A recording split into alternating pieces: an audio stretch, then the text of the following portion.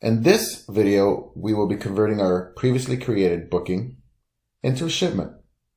In order to do so, I'll want to return to the booking screen and locate our original booking. I want to select Actions, Create Shipment. We're brought to the Select Commodity screen where I'll select the container and I'll select OK.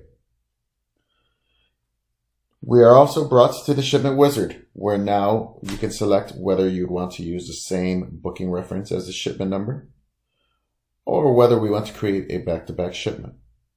Neither one of these options are required. You can select one or the other, both, or none. In our example, I'll select Create Back-to-back Shipment so that we have a master and a house. I'll select Next. And we are prompted to select documents for the master shipment. As you can see, we have already identified which documents would belong on this shipment. So we'll tab Next. And we're presented with what documents we would like on the house shipment. Recall that we will have an opportunity to add any documents that are missing at the shipment level. So if you miss any opportunity to add an additional document here, you will have another opportunity to do so. Our next screen is the Select a Folder screen. I will want to select the proper year, method, and month. And finally, I'll finish the wizard in order to complete the shipment, the creation of the shipment. As you can see now, we are brought to the house of our shipment. If I tab over to the master and select master, I am brought to the master level. Now what we want to note here is that we have our costs at our master and we have our income items at our house. All three of these charges were sourced at the quotation level. However, the system does realize that the freight charge will automatically route to the master since it's a shipment cost, and income charges that pertain to the house, to the consignee, will automatically be routed to the house. Should I need to add additional charges, please keep in mind, at the master level, I will be adding shipment-based costs. What I mean by shipment-based costs is that the costs affect the entire shipment and is the cost of moving the entire container from point A to point B. At the house level, any costs that are added here would apply to the consignee. An example of this would be the customer has requested that we pick up cargo and we have hired an outside company to pick up the cargo. We are going to charge our customer for the local pickup, but we're also going to add the expense at the house level for the cost of the freight. So let's see that in action. So I'm at the house level. I'm going to add. And the first thing I want to do is add my income item. And we'll call this a pickup. Let's see if we have one here.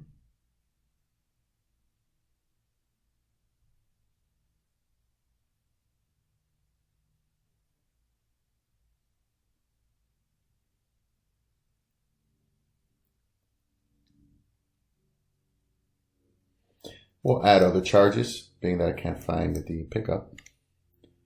I'll add $150.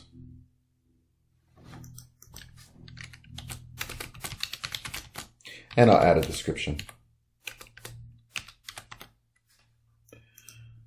So I've added another income item, as you can see. Now I'll turn around and add the expense charge. And we'll see what we can use here.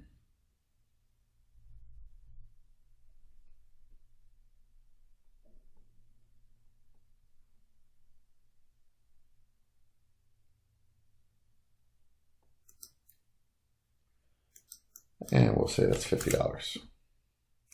Note that here we'll select our carrier. Let's say OK.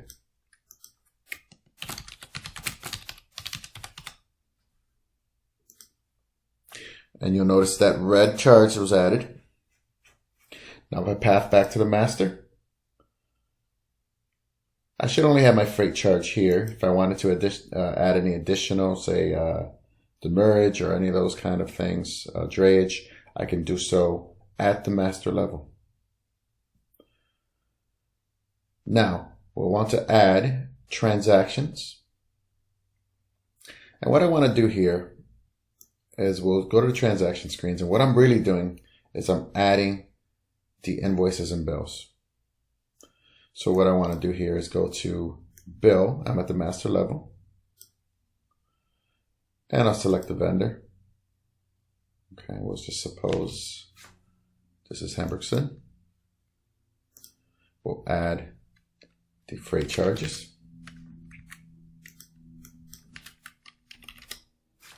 And say OK. Note the date of the transaction.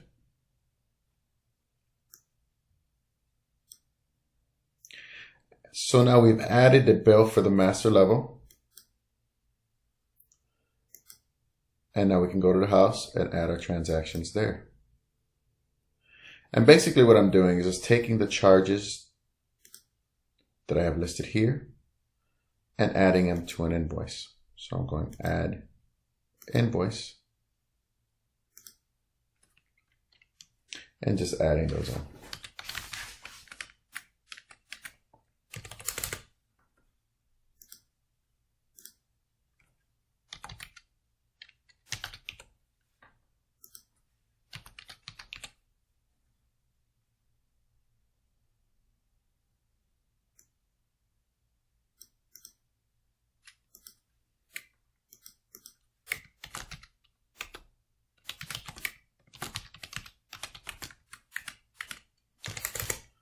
Once I've completed the invoice, I can say OK. Of course, we want to select who we're charging.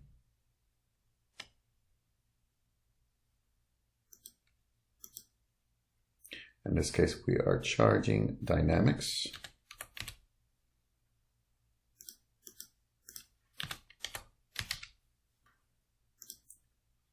And I'll say OK. Now, I didn't add all of the charges. I think I'm missing one. Origin administration.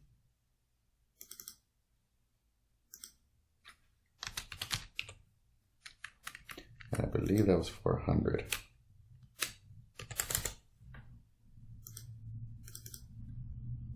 This one was 50.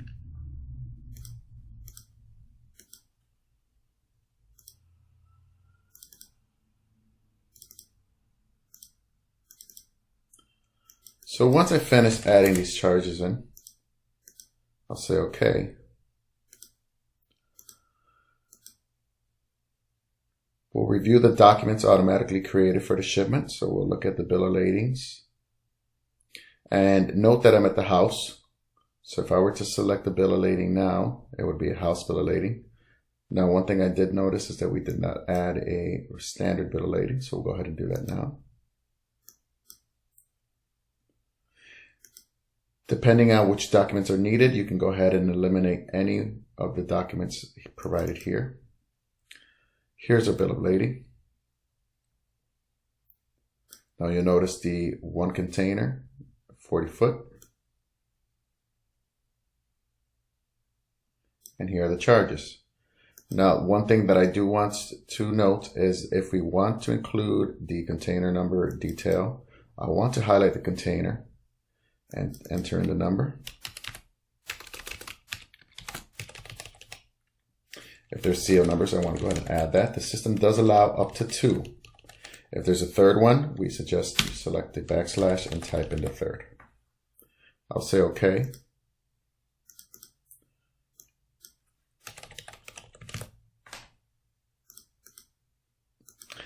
The reason why that appears is because there is a validate container number option selected in the system, which we will remove.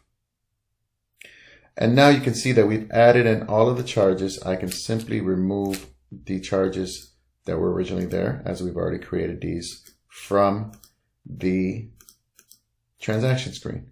You notice that we have this open cost, and that's simply because I didn't go in here and add a bill for this particular cost. If we go to the master, same thing. you'll see a posted charge and you'll see an open charge. I just want to remove that open.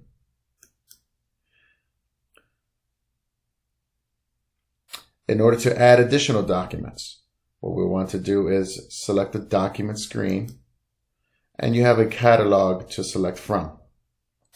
It should be noted, however, that not all of these documents are mapped behind the scenes to the shipment.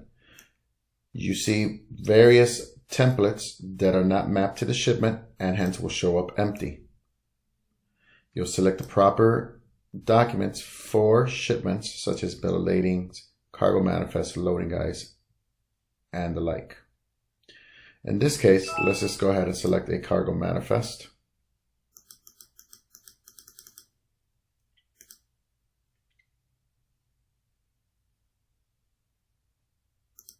And select OK. Note the cargo manifest would be added. And we can simply review the items. House level, I'll just path to the house and repeat. So if I wanted to add a delivery order, which I believe we already have, select delivery order, and here's your delivery order.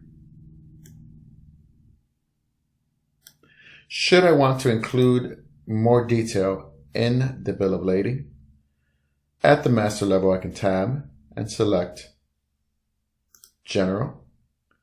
At the bottom of the general screen, you'll find settings. I can choose to expand the bill of lading details and show container details and select OK. Once I've done so, I can return to the bill of lading. And here we'll add a master rated.